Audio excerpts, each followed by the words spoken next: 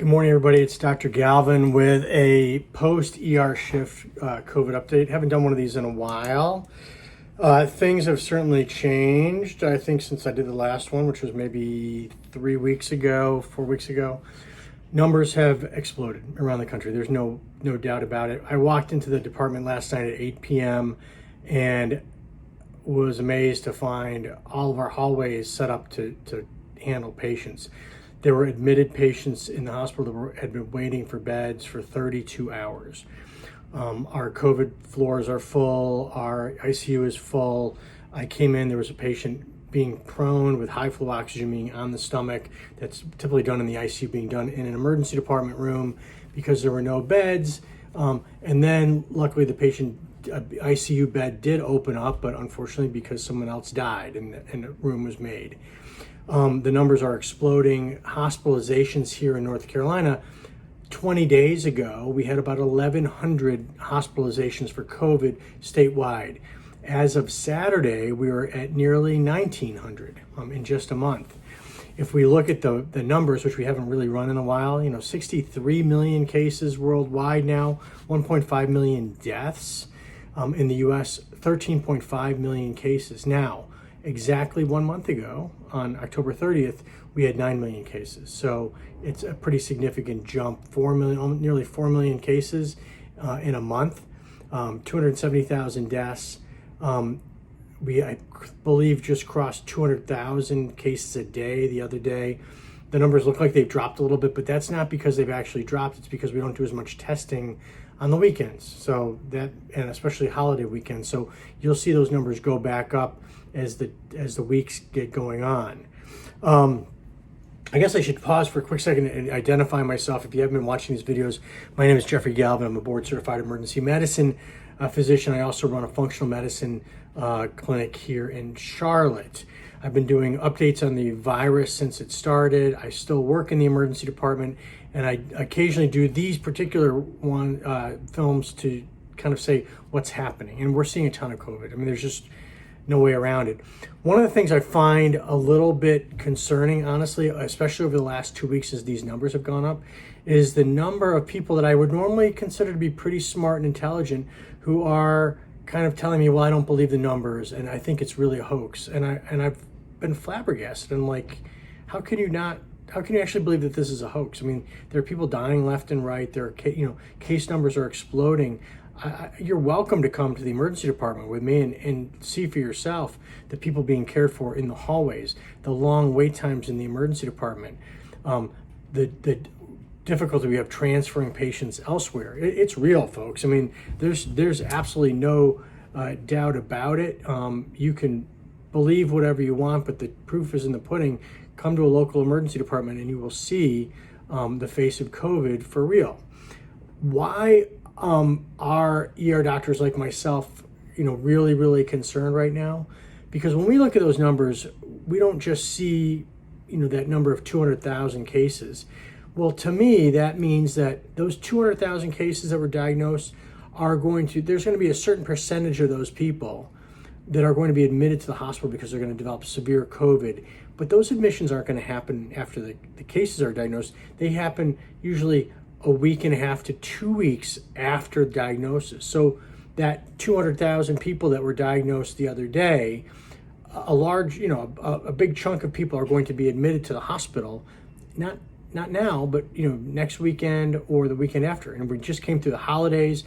I'm sorry, some people took precautions, but many people traveled and got together, and we're going to see a big surge in cases. It's inevitable because of the amount of community spread.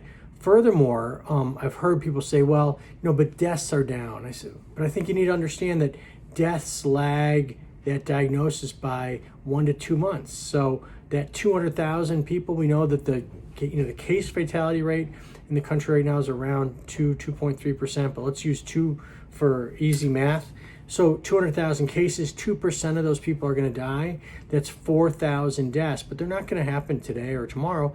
They're going to happen really probably in January or late December. So those numbers, the deaths, I think were 1,000 or 1,100 yesterday. That's not reflective of the new diagnosed cases, that's reflective of cases that were diagnosed, a month or two ago. And, I believe, if you look at the hospitalization numbers, exactly 1 month ago, there were 44,000 or so admitted COVID patients in the U.S.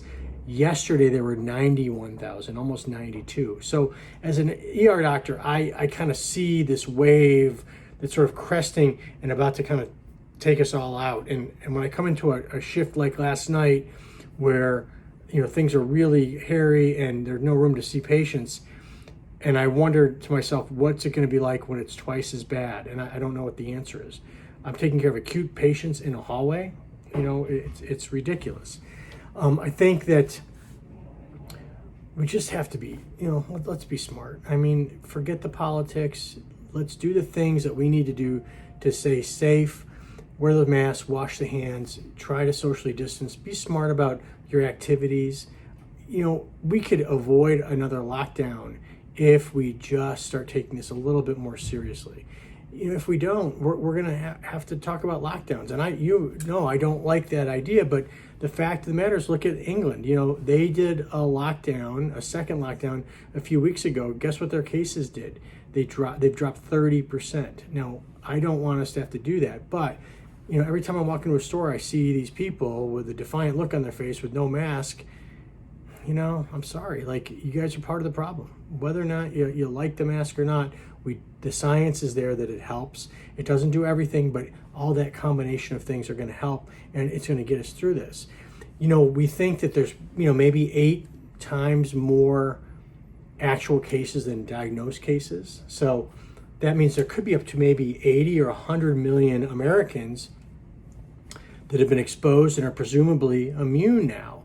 However, we need to have about 70% to reach herd immunity, which means kind of knocks the virus out because everybody's immune to it. Well, that means that we're still, less than halfway there. We need, 200 to 230 million people to get exposed to probably reach herd immunity in this country.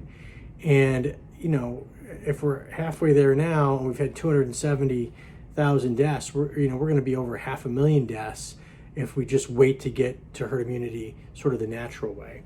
So I'm rambling. It's been a long night. I'm working a couple shifts in a row, so I'm going to do another one, and I promise that the next one will have more of a point. I just wanted to give people a sense that the virus is real, that we are seeing huge numbers in the emergency department. I've been talking to colleagues across the country. I have a friend who I served in the military with, who's an ER doctor, who got drafted he's in the Midwest, and he had to go cover the Mayo Clinic because they have 900 providers who are out with COVID, and he was going to cover the emergency department there to help out. Do what you can. Sometimes this job feels like, that you're walking down the street and you see somebody's house is on fire, and you pick up a garden hose and you're trying to do the right thing and put the fire out, and the homeowner comes out and starts turning the water off and knocking the hose out of your hands.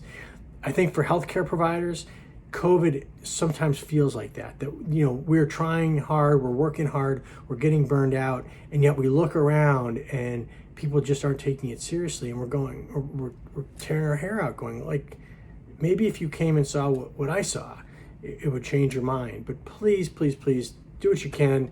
Help me out. Help my colleagues out. Help my nurses out. Help my techs out. Help my cleaning ladies out. Help all the good people that are in the hospital caring for sick folks that are sick with COVID. Wash your hands, wear your mask, socially distance, take care of yourselves, take care of your families, take care of those around you. I will be back with another one of these probably Wednesday morning. Please stay safe. I will talk to you soon. Good night.